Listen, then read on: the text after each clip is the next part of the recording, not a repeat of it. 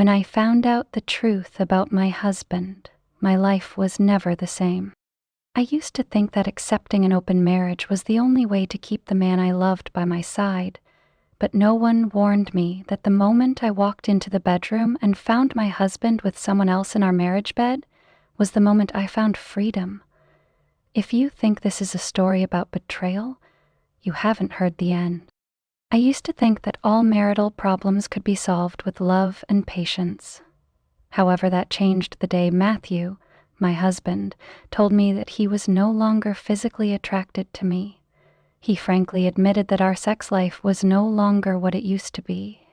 With a calm face and a rational tone, he told me that I was too loose, that my body had changed, and that I was no longer able to arouse him. The most painful thing was not the insensitive words, but the way he said them, as if they were a matter of course, and that I had to accept them. After those bitter words, Matthew declared that divorce was not an option for him. He said he still loved me in some way, not the passionate love he had before, but a kind of love that was based on commitment, friendship, and responsibility. So, in order to satisfy his physical needs while keeping the marriage alive, he suggested that we open up the relationship so that we could both freely seek other sexual partners. In that moment, I felt my heart sink. I loved Matthew and absolutely did not want to lose him, but this request felt like a crushing blow to my self-esteem and self-worth. Matthew reasoned that this would not only get him what he wanted, but would also save us from the silent resentments that could lead to the end of the marriage. It was a deal that sounded fair, but it was also riddled with unfairness. When he criticized my appearance and body because of my age, I not only felt hurt, but also felt like I was no longer worthy of the man who said he loved me. Yet instead of fighting for respect, I agreed in the hope of saving the relationship. I tried to convince myself that an open marriage was not a failure, that I could live with the fact that he would find another partner, as long as we continued to maintain the basic elements of marital happiness, such as intimacy and companionship. But deep down, I knew I could not accept the idea that Matthew, the man I once believed loved me unconditionally, would choose to make this decision based on personal desire. From another perspective, Matthew's almost brutal honesty made clear a truth that I had not dared to face for so long. The love I had known in this marriage had gradually been replaced by boredom and change. If before, every time Matthew looked at me, his eyes were filled with love and longing, now his gaze only left a feeling of distance. That change was like an invisible knife, gradually cutting off the bond between us that I had tried so hard to maintain. For the first time in my life, I deeply felt the fear of losing the person you love, but at the same time, I also raised a question within myself. Is self-sacrifice worth it when the other person no longer values you? And is it possible that, sometimes, the greatest suffering is trying to hold on to a relationship that has cooled down just because I am afraid of facing loneliness? When I nodded in agreement to Matthew's deal, I not only hurt my self-esteem, but perhaps I also betrayed myself. After agreeing to my husband's painful proposal, we began to draw up a set of rules to shape our new relationship, what I called an open marriage. Despite my deep-seated feelings of hurt, I tried to convince myself that this would help us salvage what remained of our love. But the rules we set, the terms to govern our intimacy with outsiders, inadvertently made it all the more clear. This was not just a marriage slipping away, but a cold negotiation by the man I should have trusted the most. We spent the evening drawing up a verbal contract, spelled out with almost painful clarity. My husband explained that setting boundaries and no-nos would help limit unnecessary jealousy between us. He wanted us to be open, honest with each other, and most importantly, not to let outside relationships affect our marriage. It sounded strict and rational, but to me, each clause was a deeper cut into my soul. One of the first rules was anyone we had an affair with had to be introduced to the other person. Matthew insisted that this would help us maintain trust and avoid any misunderstanding. Negative emotions. I remember the look in his eyes when he said it, so determined but also so distant that I didn't recognize the man standing in front of me. I couldn't imagine sitting across from my husband's partner and pretending that nothing was happening. We also agreed that neither of us was allowed to love outsiders. Building an emotional relationship should only stop at the physical boundary, not develop deeper emotions. But how can we put our hearts on the scale to set a limit? How do we know when the physical will lead to emotions, something that neither of us, in fact, can control? Still, I nodded in agreement to that clause as a way to suppress my own pain. Another clause that I found particularly difficult to accept was the rule of no sex with outside partners at home. This was meant to be the ultimate protection of our privacy, but I now realize that it only served to highlight the fragility of everything I was trying to protect.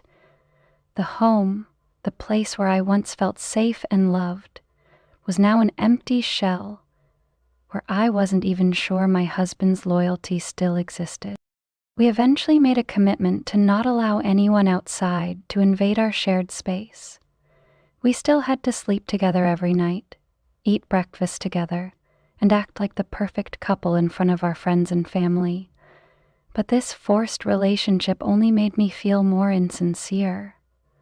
I often wondered if the intimacy we were trying to maintain was real, or was it just a facade to cover up the brokenness inside? Looking back, those rules felt like chains that held me to a relationship that was no longer intact. Every clause my husband laid out was not to protect our marriage, but to allow him to safely and legally benefit from our open relationship. I had accepted them all, promising myself that the rules would be protective boundaries, but they had only left me helpless, both victim and witness to my. The rigid rules Matthew and I had agreed to could not hide the obvious. The distance between us was growing, and things really began to fall apart when Matthew quickly introduced me to his new partner, Jamie. I tried to act cool during that first meeting, but the hurt inside me was greater than ever.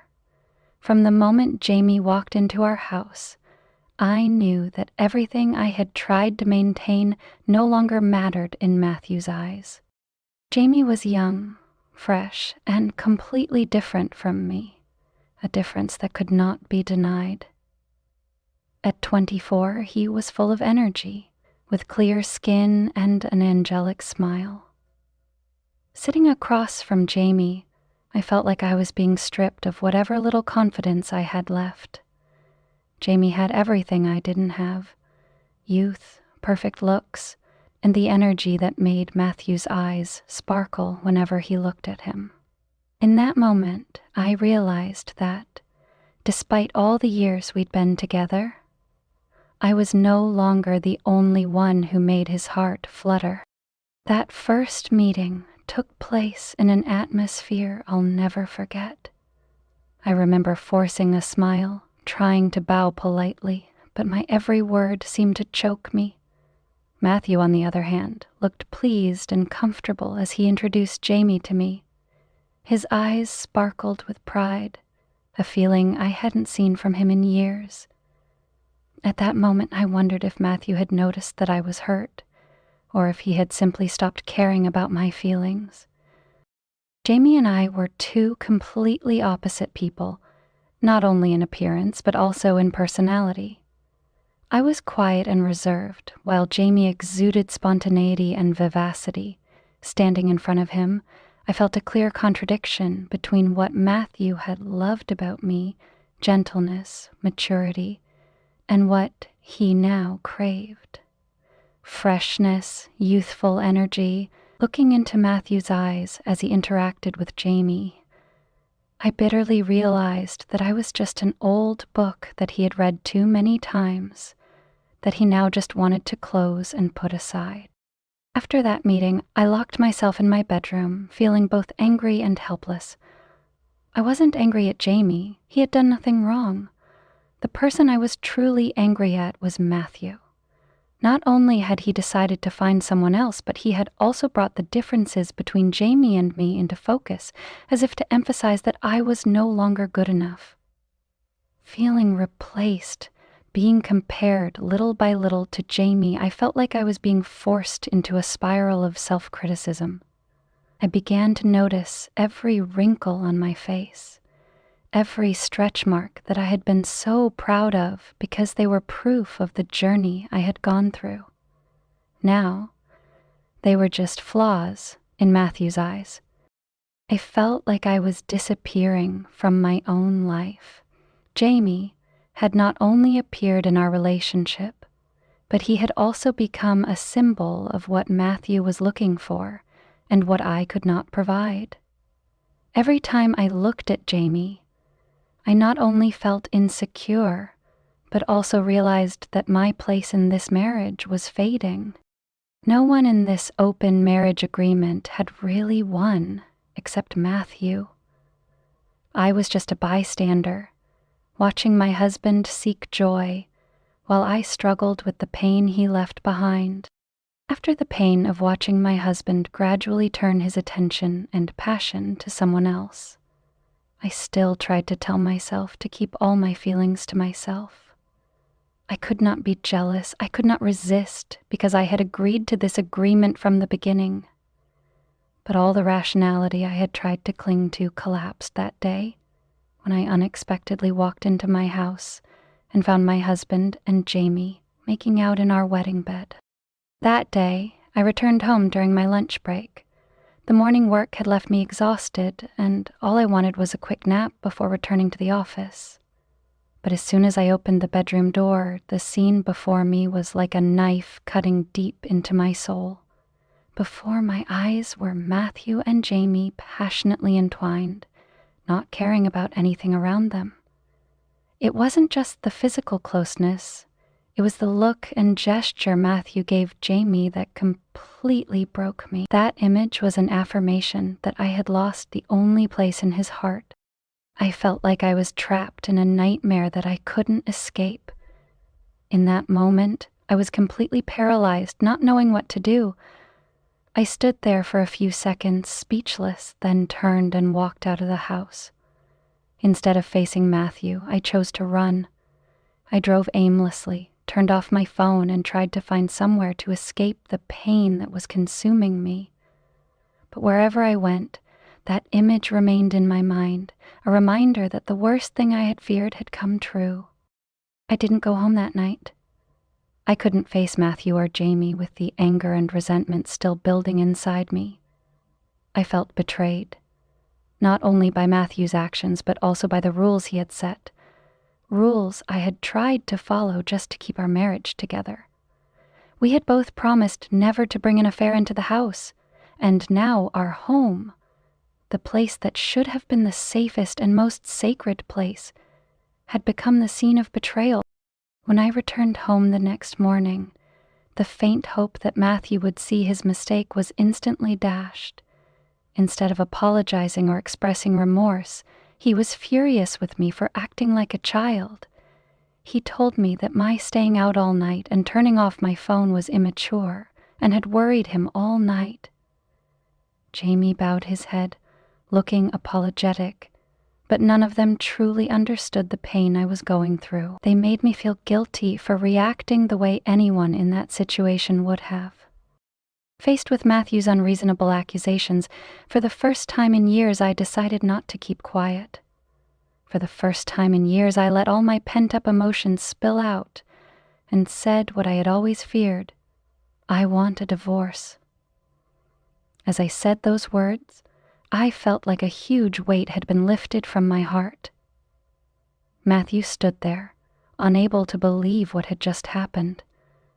But I knew it was the right thing to do. I no longer wanted to be in a relationship where I was always put second. no longer wanted to endure disrespect from someone I once loved with all my heart. The moment I left home again was also the moment I realized that this was not just the end of a marriage, but also the beginning of me finding my self-worth again. As I left home that morning, believing that I had found the strength to demand freedom from this painful relationship, I felt a new wind in my heart for the first time. Somehow, the words, "I want a divorce," brought me relief, as if after years of struggling with the marriage, I could finally let go.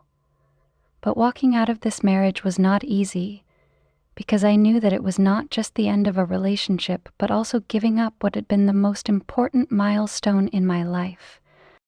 The pain I felt wasn't just that Matthew had chosen someone else, or that he had brought Jamie home, breaking the rules we had both set. What hurt me most was the fact that all of this had happened because I had allowed it. I blamed myself for agreeing to the open marriage in the first place, thinking it was the only way to keep Matthew. I had fooled myself into thinking that as long as he was my husband and called me his wife, I would be fine. But the truth is, I was wrong. I was never fine with being overlooked, replaced, and left behind. During the time we were in our open marriage, Matthew focused only on his own happiness, while I was left alone with my hurt and emptiness. He didn't even notice that my feelings had shifted from sadness and heartache to something else entirely: indifference. I began to realize that I had gradually lost feelings for him, not because of time or change, but because of the way he treated me. Matthew treated me like an extra in his life, while I had given him everything good I had. The decision to divorce did not come from temporary anger, or because I saw Matthew and Jamie in the wedding bed. In fact, it came from the realization that I deserved more. More than being the first wife or maintaining the facade of a happy marriage. I loved Matthew with all my heart, but love cannot be one-sided.